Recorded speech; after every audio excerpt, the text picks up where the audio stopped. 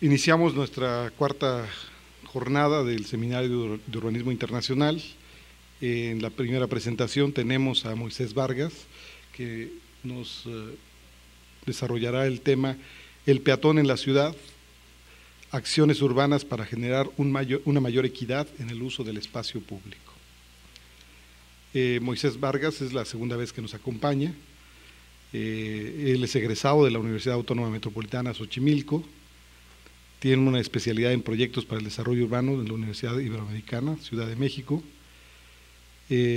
Recientemente terminó su maestría en Planificación Territorial, Ciencias y Artes para el Diseño de la UAM Xochimilco. Es arquitecto, urbanista con experiencia laboral en el servicio público, privado, ONGs y organizaciones de la sociedad civil. Cuenta con una amplia visión sobre iniciativas nacionales e internacionales orientadas al desarrollo urbano. Ha participado como consultor externo de organismos como ONU Habitat, Instituto de Políticas para el Transporte y el Desarrollo, Centro del Transporte Sustentable, Cedesol, Sectur, Senado de la República, CEDUBI en el Distrito Federal. Ha participado en el desarrollo de programas de desarrollo urbano, instrumentos de planeación, proyectos de recuperación del espacio público, movilidad sustentable, recuperación patrimonial, participación ciudadana y consultas públicas para el diseño participativo. Tiene experiencia en la vinculación de actores para el desarrollo en proyectos con participación ciudadana. También ha coordinado talleres de gestión y planificación para el desarrollo de proyectos urbanos con participación internacional. Bueno, pues Moisés, bienvenido nuevamente al seminario y esperamos, como lo dije hace un año, que sigas participando regularmente con nosotros. Sí, muchas gracias, Sergio. Antes que nada quiero agradecer a Sergio, a Maruja, a Cristos, que son quienes se encargan de organizar este seminario y que ya es la 9ª edición, y felicitarlos por ese esfuerzo, y también a toda la gente que está pues, detrás de ellos coordinando todas las cuestiones de logística. Me parece importante que se desarrollen este tipo de espacios para pues conocer experiencias, compartir conocimiento.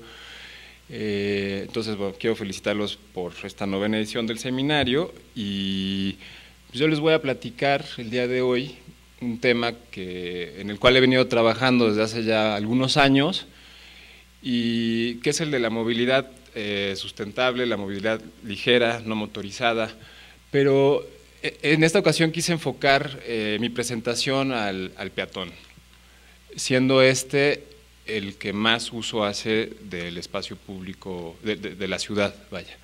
Y voy a tratar de ser muy breve, porque en realidad a mí lo que me gustaría es que al final tuviéramos tiempo de platicar. Creo que más que la presentación, lo que me parece muy valioso es que podamos intercambiar puntos de vista, dudas, y podamos como pues enriquecer más el tema interactuando nosotros directamente. Acciones urbanas para generar una mayor equidad en el uso del espacio público.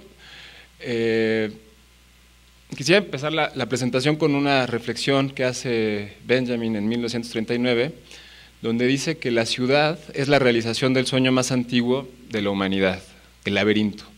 Deambular en ella se destinaba, sin saberlo, a formar parte de su realidad. Y es que prácticamente todos deambulamos en la ciudad. Así tengamos o no tengamos algo que hacer en específico, cuando caminamos por la ciudad, esta nos atrapa y de repente nos sorprende, y no deja de sorprendernos. Entonces, yo creo que un poco a eso se refería Benjamin, y a partir de esta reflexión surgen dos ideas que van tomando forma en los últimos tiempos en el acompañamiento de lo que es la ciudad, que tiene que ver con el elogio de la lentitud y el culto de la velocidad. En los últimos 2 siglos encontramos 2 olas de transformación muy importantes para la humanidad. La primera se da entre 1890 y 1910 con el fenómeno de la ciudad industrial, y la segunda entre 1980 y 1990 con la ruptura de las fronteras, la Guerra Fría, la caída del muro de Berlín y el fenómeno de la globalización. En este culto de la velocidad Y en estos últimos siglos hemos pasado de la carreta a caballos al tren de alta velocidad, del flyer, que es los primeros avioncitos que volaban pedaleando, a la nave espacial, del telégrafo al internet, de Mercurio a Superman y de Icarus al Concorde. Pero Larbeau hace una reflexión que también me parece pertinente y dice, ¿quién sabe si de la velocidad en sí no comenzamos ya a estar fatigados? Entonces, en los últimos tiempos también podemos ver que existe una revaloración sobre lo cotidiano, sobre pasar del fast food al slow food,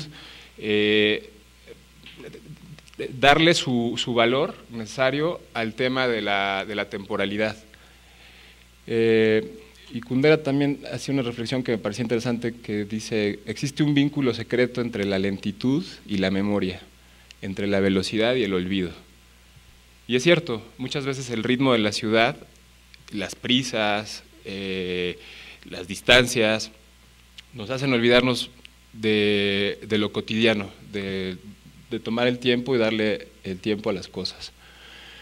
En ese sentido, el espacio público también ha sido objeto de una evolución semántica a través del tiempo. Hemos pasado de la noción del desplazamiento como actividad a la movilidad entendida como una función técnica, a la accesibilidad como un derecho universal. Todos estos envueltos en una temporalidad que lo que se genera entre este elogio de la lentitud y entre considerar lo lento como una regresión y este culto de la velocidad y de ir siempre más arriba y más a prisa como un sinónimo de progreso, entre los dos tenemos una exclusión que se manifiesta tanto en la diversidad cultural como en los intercambios colectivos, los valores comunitarios y el compartir los conocimientos. El espacio público también es, en él se encuentran, pues, de un lado los peatones, la gente que camina, y del otro lado extremo el conductor, inmerso en su burbuja de confort en el coche, que muchas veces pareciera que, pues, que van adentro y que no se fijan lo que pasa afuera. Y esto tiene que ver también con el tema de, pues, de la velocidad, de todos aquellos elementos que podemos percibir. El espacio público como elemento es un espacio material, compuesto de calles, plazas, parques, vacíos urbanos. Es un espacio también político, que se administra, se gestiona, se controla y se planifica. Pero también es un espacio simbólico de encuentros, desencuentros, de construcción social y de protesta.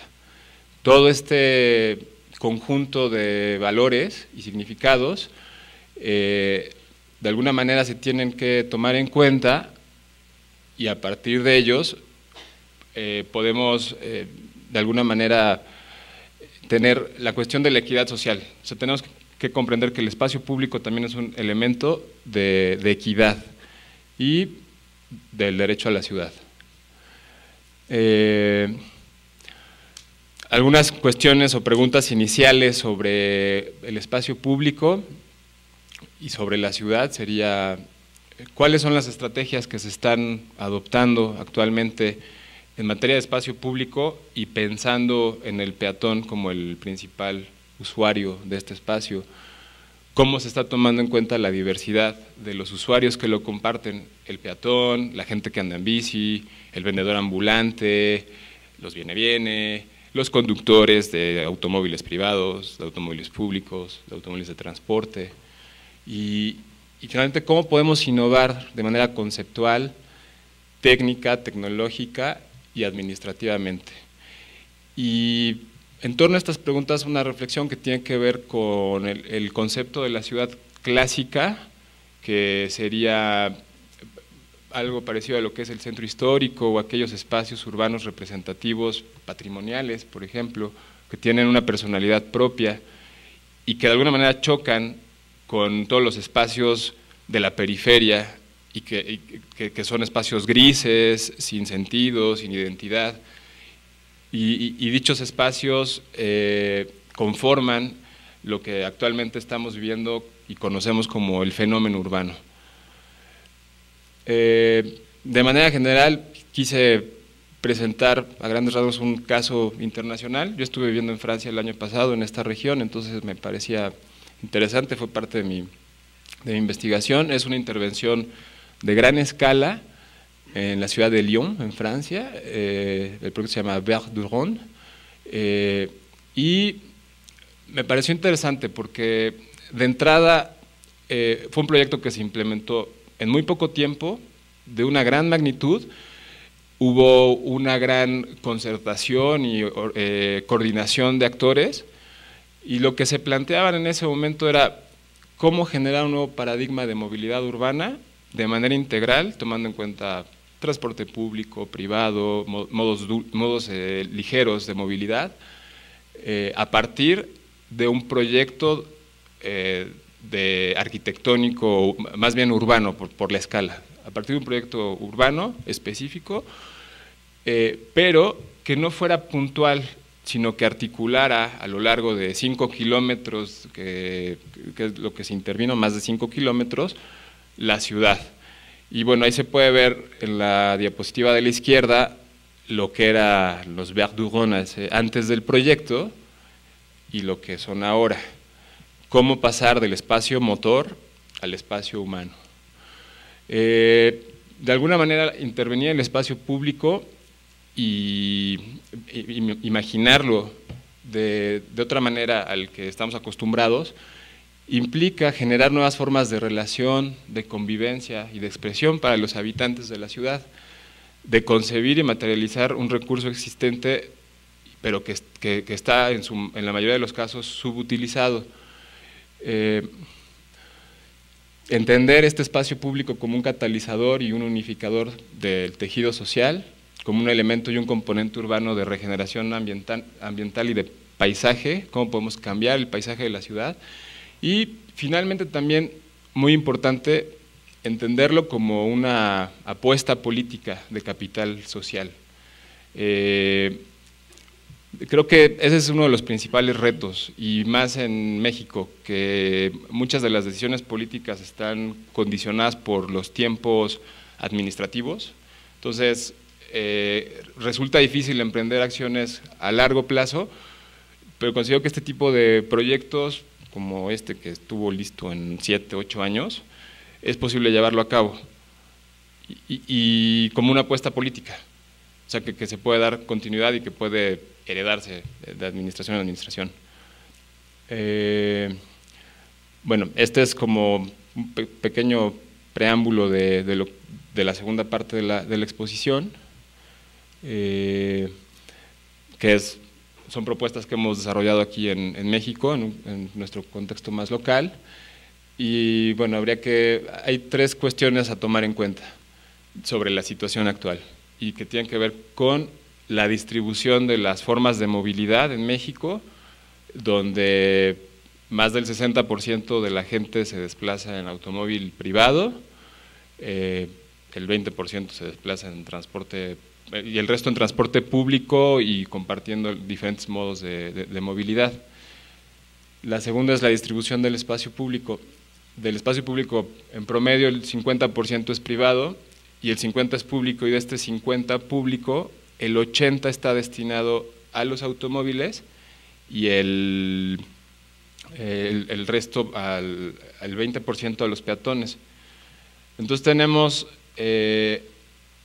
un gran porcentaje de gente que se mueve en transporte público y que hace uso de la ciudad, pero muy poco espacio público destinado para ellos.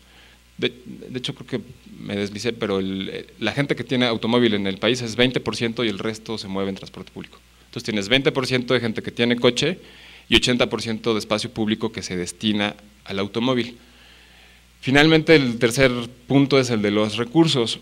Acaba de salir un estudio muy interesante que se puede descargar en internet, que lo hizo el ITDP, que Bernardo va a estar aquí al rato, tengo entendido, sobre el destino de los recursos, de los fondos para infraestructura.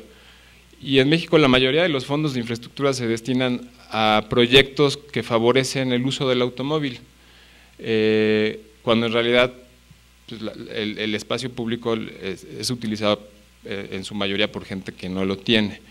Entonces, este tipo de estudios sirven y son herramientas para poder empezar a revertir esa tendencia y para poder, pues de alguna manera, equilibrar el destino de los recursos. Hay una iniciativa muy interesante donde se pretende que el 5%, que el 5% no es mucho, de los fondos federales de infraestructura se destinen al uso de la bicicleta.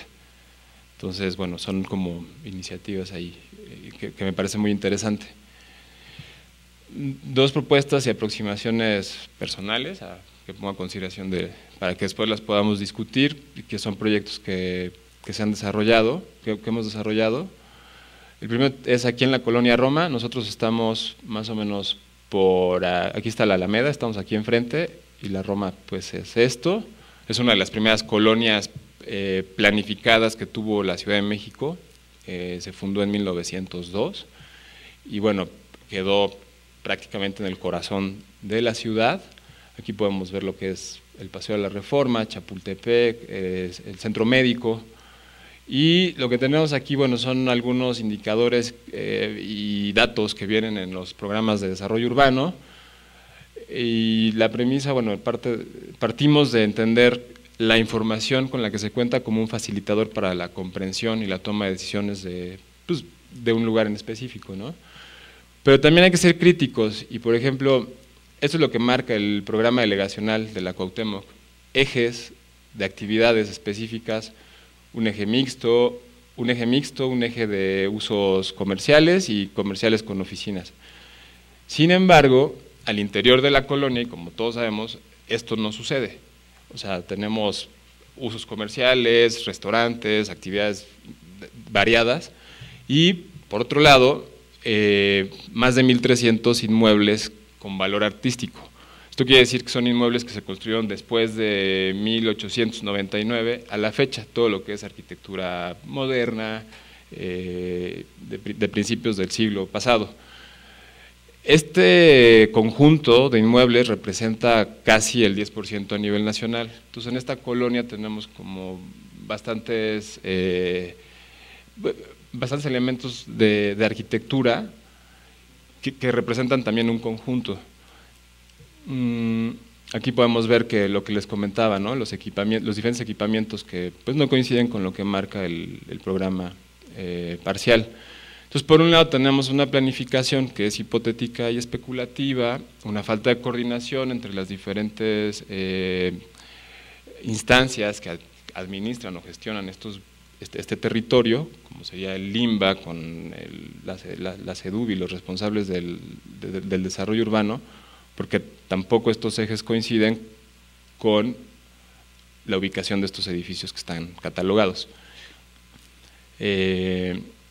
Y bueno, ¿cómo podemos partir de esta realidad para empezar a tener algunos puntos de referencia sobre algunas propuestas, como algunas pistas?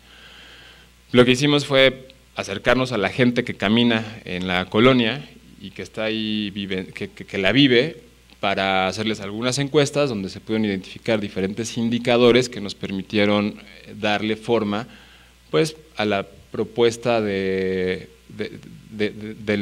proyecto, de los cuales nada más quisiera destacar que la gente considera que el perfil de esta colonia es cultural, que el 70% consideran que es necesario fortalecer los proyectos de movilidad no motorizada, que la ubicación es buena, los principales ejes. La problemática urbana se relaciona con el uso del automóvil, primero es el tráfico y luego los estacionamientos. El comercio informal, la gente convive con este comercio,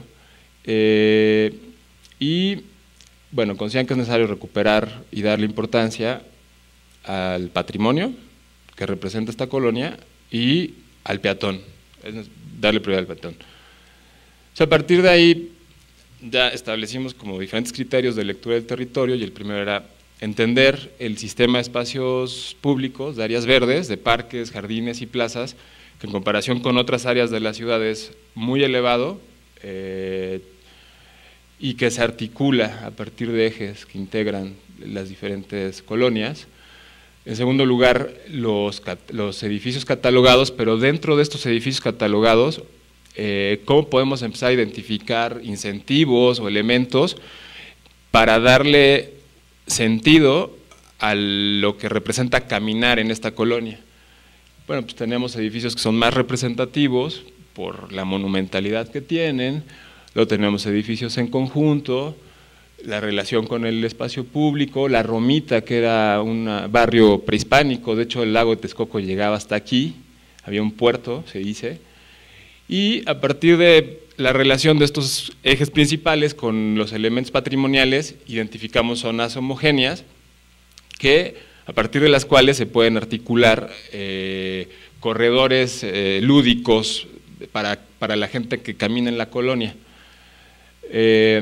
Otra cosa que tomó en cuenta fue las dinámicas de ocupación.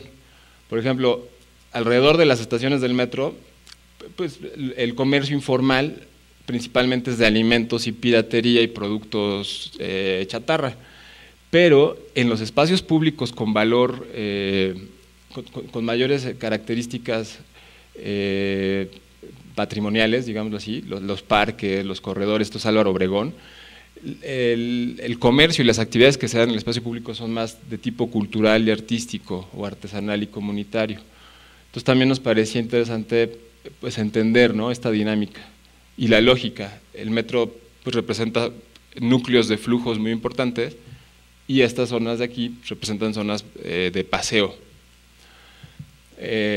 Aquí tenemos, digo rápidamente, hicimos como levantamientos de todos estos edificios representativos de la colonia, con sus características, y empezamos a imaginar una nueva manera de concebir el espacio público, pues plantas, actividades, equipamientos, cambiar la distribución del estacionamiento del automóvil, para generar movilidad, para pacificar la movilidad al interior de ciertas zonas, ciclovías, cruces seguros, algunas glorietas. Aquí podemos ver otra imagen donde apreciamos que estas esquinas para los cruces seguros es espacio que se está ganando, pues no solamente para el peatón, sino para tener actividades complementarias como terrazas de los negocios, que al mismo tiempo representa beneficio económico para los empresarios que están ahí en el lugar. Bueno, aquí podemos ver lo de las terrazas, la bicicleta, las ciclovías, ¿no? Entonces, de alguna manera la idea principal o alguna de las conclusiones a las que llegamos es que la ciudad, el uso de la ciudad por el automóvil es indiscriminado. En esta colonia hay muchos coches que hacen uso de las calles simplemente para atravesar la colonia de una parte de la ciudad a la otra. Entonces, nos parecía interesante desarrollar un esquema de supermanzanas donde a partir de identificar los principales ejes pacificáramos al interior de estas grandes manzanas compuestas por micromanzanas la movilidad y el tránsito para los peatones, tomando en cuenta obviamente pues los sistemas de transporte, que es Metrobús y el metro, y la cobertura que estos tienen. Aquí podemos ver que es una zona que se camina, que está diseñada para caminarse. Y cómo podemos desarrollar infraestructura complementaria para la gente que llega en el automóvil. Yo escucho, y sigo sin estar de acuerdo, escucho de mucha gente que dicen que no es necesario construir equipamiento para los automóviles porque nada más se incentiva el uso, pero cuando vemos las estadísticas de cuántos automóviles ingresan al parque vehicular cada año, sigo sin entender, que son grandes, yo sigo sin entender cómo, poniendo solamente parquímetros o sistemas de control en zonas tan pequeñas de la ciudad en relación a su escala, de qué manera se podría contabilizar el hecho de que eso va a contribuir a que se deje o no de comprar automóviles. El automóvil es creo que el principal producto que la gente quiere comprar. Entonces, bueno, la idea era generar estacionamientos subterráneos, o lo que estamos poniendo, que tengan, o sea, como núcleos de concentración, con polígonos de cobertura, de manera que la gente que llega en coche tenga que dejar su coche aquí y todo lo que tengan que hacer lo hagan a pie. Promover y obligar de alguna manera que la gente camine. Y en relación a los transportes públicos, especialmente el metro y el metrobús, desarrollar sistemas de transferencia multimodal. Esto quiere decir que tú llegas en el metro, sales del metro y puedes tomar una bicicleta y te puedes atravesar la colonia. Y aquí básicamente es un esquema de la redistribución y pacificación del uso, lo que les comentaba, generar al interior de las macromanzanas, eliminar el espacio para los automóviles. Aquí es la capacidad del estacionamiento, y aquí en estos ejes que se eliminaría el espacio para los automóviles para darlo a los peatones, el número de coches que se sacan de la calle. Y al final, bueno, el resultado de todo esto fue este pequeño plan donde tenemos varios ejes articuladores de tipo patrimonial, comercial, residencial también, y acciones de diseño en el espacio, que tienen que ver con hacer reducción de carriles, polígonos para hacer zonas 30, lo que son las ciclovías y las terrazas, y bueno, la integración de los diferentes actores, ¿no? Como serían los empresarios, dependiendo del tipo de acción. Por ejemplo, se puede invitar a los empresarios a que financien el mejoramiento de su banqueta inmediata y de las jardineras que se vayan a poner. Y bueno, finalmente, esta es como la distribución espacial inicial, donde el espacio privado, bueno, aquí tenemos los datos del espacio privado y espacio público, pero aquí estaba más. Actualmente la Roma tiene del espacio público un 80% destinado al vehículo, 6,2 metros cuadrados de espacio público destinado al peatón por habitante, y lo que nosotros estamos proponiendo es reducir de este 80% al 60%, duplicando el espacio público destinado al peatón en un escenario a 15 años. Aquí podemos ver la gráfica de cómo se iría balanceando. Y esto me parece que es una acción muy simple y que genera equidad en el espacio público. Y ya nada más a manera de complementación, este es otro proyecto en un pueblo mágico que está en Tlaxcala, que se llama Huamantla, donde seguimos un poco el mismo principio, identificar los inmuebles catalogados, cambiar el esquema actual, que es un poco lo que veíamos ahorita en el otro proyecto, sobre la distribución del espacio privado, público, el de los automóviles, seguirlo reduciendo, pero de este nada más lo que quería complementar es el tema de, actualmente mucho del espacio público se destina a los automóviles y se utiliza como estacionamientos, inclusive en estos lugares es el centro de Huamantla, que es muy bonito. Entonces, ¿cómo pasar de este esquema a este otro? Empezar a ganar espacio para los peatones. Y bueno, aquí tenemos otra imagen, y básicamente lo que considero que es como muy práctico de hacer es restringir los automóviles, integrar al peatón, ofrecer los elementos de seguridad para que el peatón se mueva bien, promover y detonar las actividades de todos estos negocios, pero no solamente del primer cuadro, sino que es un esquema que se puede ir extendiendo y que genera beneficios económicos. El mejor ejemplo es el corredor de Madero, que está aquí luego, que podemos ver cómo era antes, cómo es ahora, y bueno, parece que se queda chico, que fuera necesario que otros ejes del centro de la Ciudad de México se destinaran al peatón, y hay un plan muy ambicioso e interesante para hacerlo. Algunas imágenes del proyecto. Huamantla es muy famoso por sus alfombras de flores y por la huamantlada, sueltan toros como tipo Pamplona.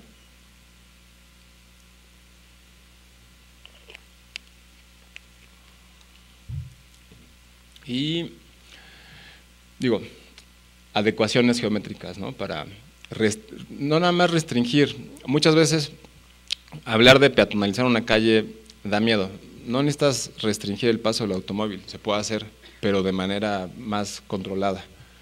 Algunas imágenes del tipo de adecuaciones que se tienen que hacer.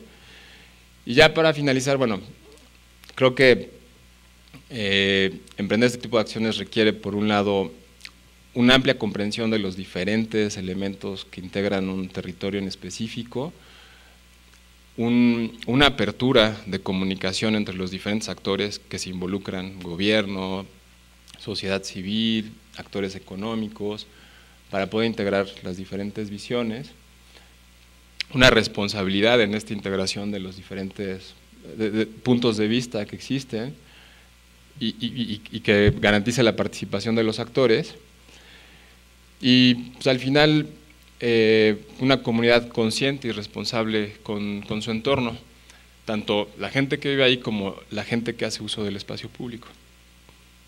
Y este es un diagrama de un diagnóstico social, de construcción social del territorio. Se me pasó, perdón. Y creo que, no sé, para finalizar, lo que considero que es importante, pues es facilitar los medios, tanto para el peatón como para la gente que se desplaza, y un ejemplo de esto serían, por ejemplo, las ecobicis, que de alguna manera motivan a adoptar nuevas formas de desplazamiento en la ciudad. También es necesario garantizar la seguridad de estas nuevas formas de movilidad, y esto quiere decir pues tener los cruces seguros, ciclovías exclusivas para que no tengas que estar ahí toreando los coches en las avenidas, integrar la diversidad, ya lo comentaba ahorita, de los diferentes actores, de los diferentes usuarios del espacio público, construir y promover nuevas políticas. Eso es súper importante para cambiar esta visión tradicional que incentiva y sigue el uso de los automóviles, y finalmente reemplazar lo obsoleto por lo innovador. Y ya para finalizar, bueno, dos imágenes de un par de amigos, que la primera es un despacho de arquitectura que se llama Taller 13. Este es el viaducto y están promoviendo esto, recuperar el río de la Piedad, que actualmente pues se mueve aquí en estos tubos. ¿Por qué no soñar? O sea, creo que es bien importante imaginar, soñar y darle vuelo al espíritu, y esto lo digo por todos los estudiantes que están aquí. Y este es el segundo piso, visto desde una visión soñadora, imaginativa y de naturaleza creativa. Y bueno, pues eso es todo. Gracias.